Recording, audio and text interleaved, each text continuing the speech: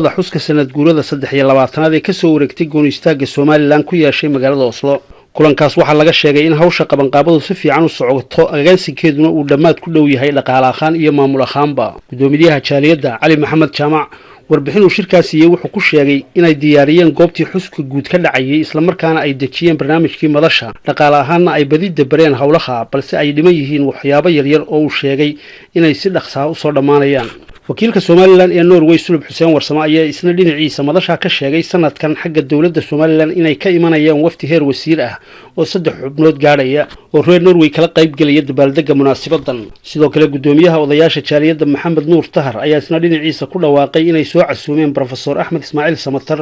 oo Norway kaga qayb gali doona xuska 18 May jaaliyadda Soomaaliland ee halkan kulan la qaadan doona qabanqaabada sanad guurada 23aad ee la soo noqoshada madax banaanida Soomaaliland ka soo wareegtay ka sokow